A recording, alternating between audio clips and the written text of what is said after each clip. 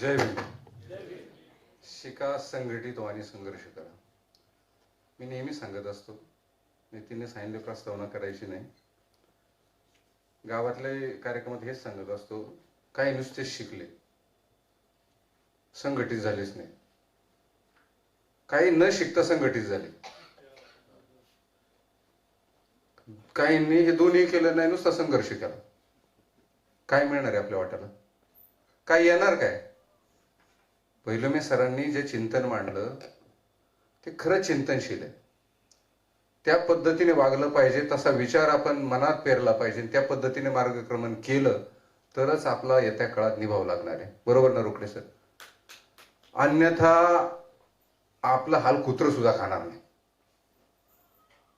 एक छोटी कविता आहे. चुलीला जाळ घालणाऱ्या एखाद्या पोरीनं, चुलीला जाळ घालणाऱ्या एखाद्या पोरीनं करावी चकचकीत सरकारी धुरानं माखलेली घरं. द्यावा पोतेरा लेखणीतल्या विश्वासानं आणि सारवून काढावी भुई दुर्लक्षित किटाडांची आणि द्यावी थाकलून आळसून पडलेली मनातली सगळी गुरढोरं. व्हावेत गावोगावी शुद्ध विहार, व्हावेत गावोगावी शुद्ध विहार आणि डोक्यात नांदावा फक्त नवा बुद्ध विचार. आणि एखादी तरी इंदिरा घडावी गावाबाहेरच्या इंदिरा आवास योजनेतून. वाह, क्या बात आहे. आता कविता गाऊन म्हणणार नाही मी, सागरने तसा दम दिलाय. म्हणजे मेनू कार्डाशिवाय आयुष्यात ज्यांनी केलीच नाहीत कशाची पारायण,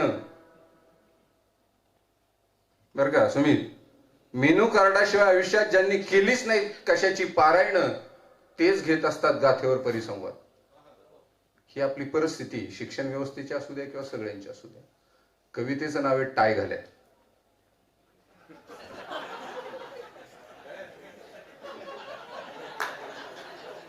माईक बंद आहे.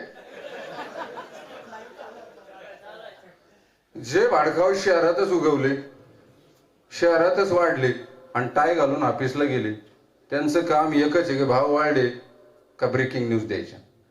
त्यांच्यासाठी कविता आहे. जे मातीत उगवले आणि मातीतच आता राबतायत, किमान मातीचं स्मरण ठेवतायत, त्यांच्यासाठी कविता नाही. फार मनाला लावून घ्यायचं नाही.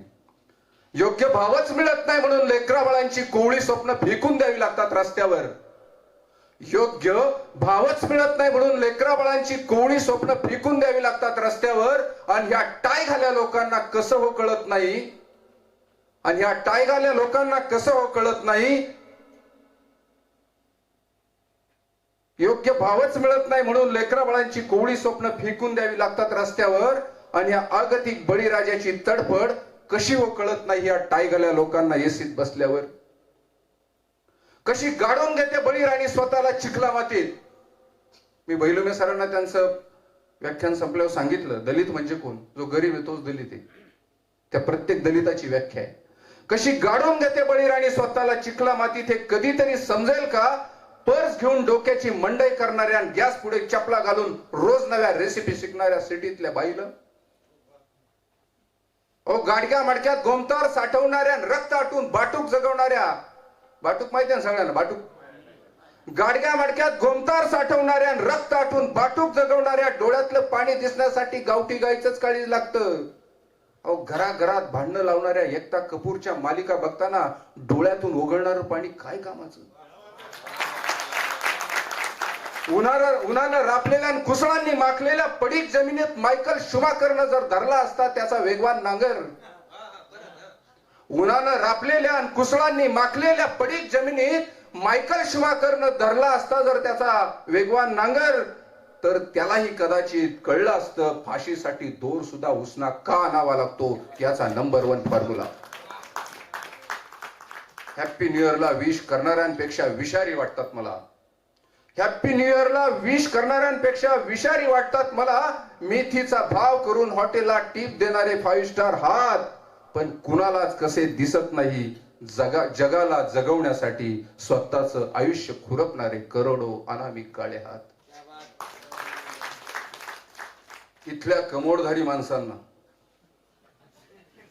इथल्या कमोरधारी माणसांना शेणा मातीचा वास नाकात खुपतो आणि हल्ली यांना गाडगे बाबा व्हायला सुद्धा कॅमेरामनच लागतो.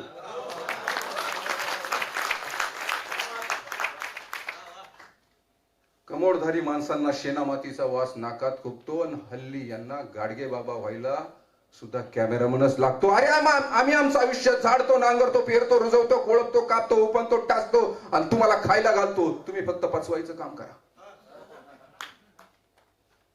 तरी सुद्धा एवढं होऊ नये, कुणाच्या स्वप्नात माझा बळीराजा राजकुमार म्हणून झळकत नाही किंवा कुठल्याच मालिकेत म्हणून समोर येत नाही. अरे ऊर फुटोस्तवर स्वार्थ पळवणाऱ्या गाढवांनो, आधी तुमचा IPL चा घोडेबाजार तरी थांबवा.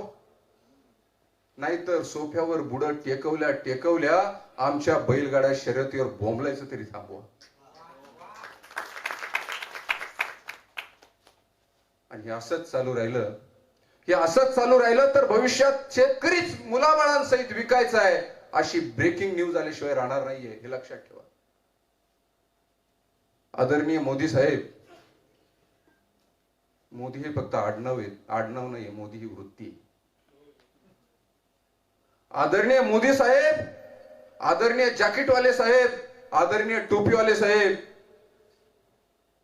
ही सगळी मंडळी संपवतील जगातला सगळाच आतंकवाद. पण शेतीवाडी पिकवलीच नाही तर कसा करणार आहोत आपण कंट्रोल तुमच्या आमच्या पोटातला उपाशी तापाशी दहशतवाद. कारण रोजंदारीवर मत गोळा करण्याचा बिझनेस मधमाशा नाही करत, हे नाही पटायचं. फक्त बुकेपुरता संबंध असलेल्या आपल्या तुकार कृषी मंत्र्यांना त्यांच्या वांझाटल्या आश्वासनांनी इथं शेतकऱ्यांचा कायमच घात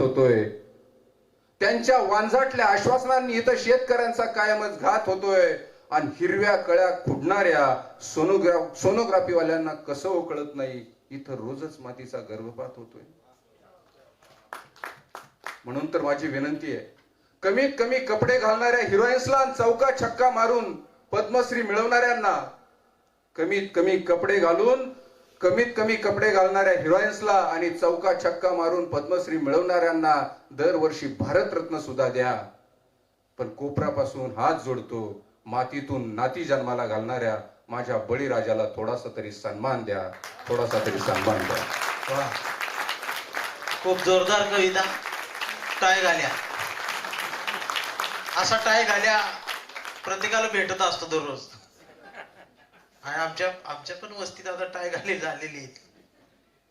त्याच्यावर एक ओळी आठवल्या की दोन्ही हाताच्या 10च्या 10 बोटात अंगठ्या घालून, दोन्ही हाताच्या 10च्या 10 बोटात सोन्याच्या अंगठ्या घालून आलिशान गाडीतून उतरला, आमच्या झोपडपट्टीत येऊन म्हणाला, हात वर करून बोलला, शेवटी माझ्या हातात काय आहे.